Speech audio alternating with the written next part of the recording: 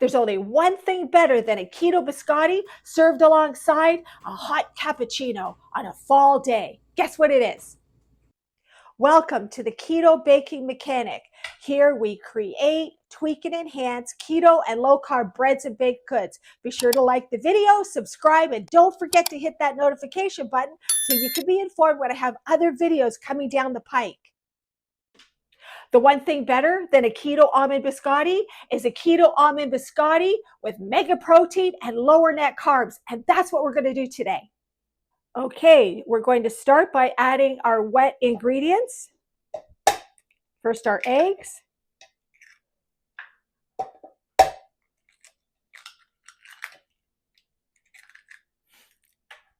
Some extra light olive oil. We want it extra light so that it doesn't weigh down the texture of the biscotti. And some almond extract. Let's blend this up.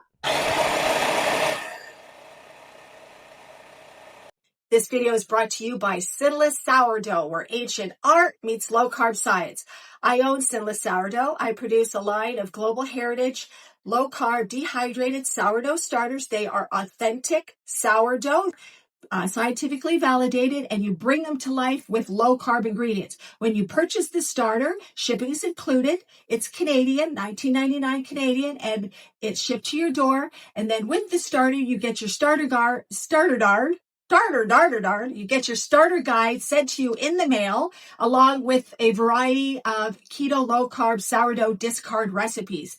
And it teaches you how to bring it to life so that you can use this every day in your keto low-carb sourdough baking.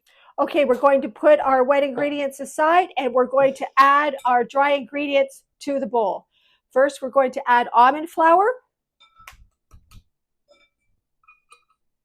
You do not have to sift it because we're going to mix it up with the unsweetened protein whey isolate or isolate. Our granular white sugar substitute sweetener. You want white so that it resembles the white sugar in traditional Italian biscotti. Salt. Little bit of baking powder. Okay, let's add our wet ingredients into the dry mix. Get all that egg in there. Do I want to leave anything out? We're going to pull this into a dough. It seems crumbly, but just give it a little bit of time. The moisture will kick in and it'll pull it all together.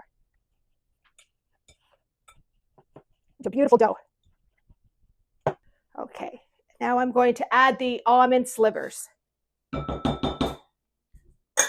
I've added a glove so that I could do this by hand and pull it all together.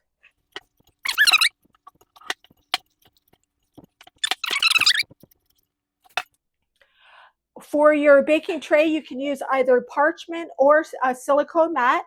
I prefer the parchment because I find with the silicone mat, I don't know, maybe it's my oven, but the bottom seems to brown a little bit too quickly compared to the top.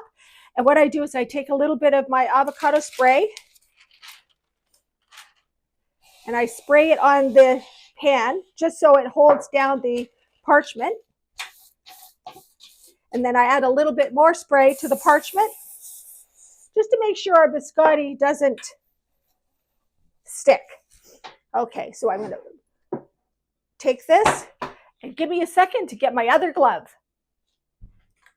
Okay, so we're going to shape this.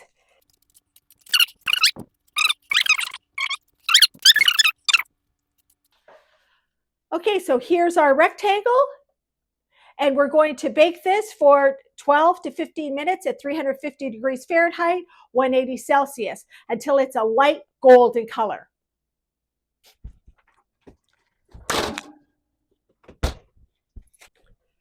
Okay, here it is. Here's the first bake. We're just going to cool it for a little bit. See how easy it is with the parchment and the little bit of oil to move it around off of the tray? It doesn't move this easily with the silicone mat. You just got to pry it a little bit more, and I'm always afraid you're going to crack the biscotti in the wrong spot. So in my opinion, go with the parchment, spray the baking tray, put the parchment down, add a little bit of avocado spray, and there you have it. Okay, so we're going to transfer this biscotti to our cutting boards. Cut the biscotti into pieces to prepare it for the second bake. Okay, work with the sharpest knife you have. This is the one I have. I love this knife. I got this at the dollar store, and it's unbelievably sharp, and I use it for everything.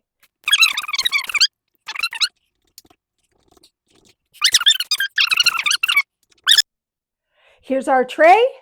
So I'm just going to take the pieces and put them on the tray. And what we're going to do is we're going to bake a total for about 10 minutes, 10 to 12 minutes. And at about minute 5 or 6, you're going to flip them over. Look at these beauties. Oh my goodness. Oh, I can't wait to have one of these with a decaf coffee this evening. Maybe even a decaf cappuccino. I just like to put these up against the wall so that it gets that side. Okay, let's bake them for a second time.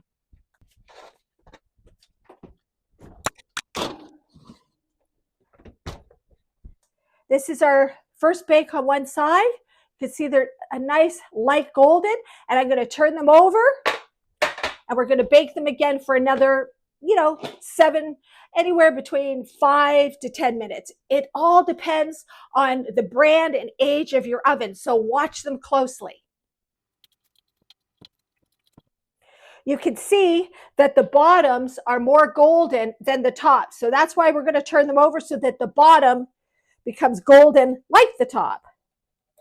These are so beautiful. Look at this. I can't wait till the other side's done. Look at that. Stunning.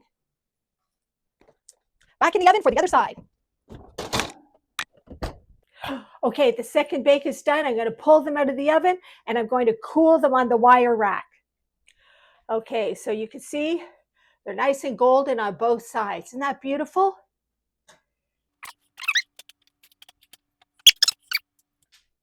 Okay, let's try it and see how they turned out.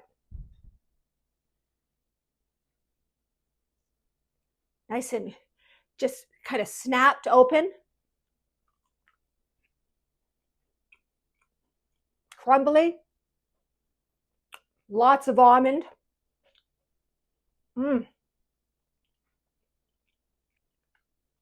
Using the extra light olive oil is what gives the biscotti more of a tender, I don't even know if it's tender, more of a moisture, so that when it hits the back palate, it just goes down so smoothly. And that's important because when you're working with protein isolate, it tends to be so dry, it could actually make you choke or get the sensation that you're choking. So it's that olive oil. You would think it would make them like too moist or dense or soggy, but it doesn't. They're nice and crispy, and they go down so well.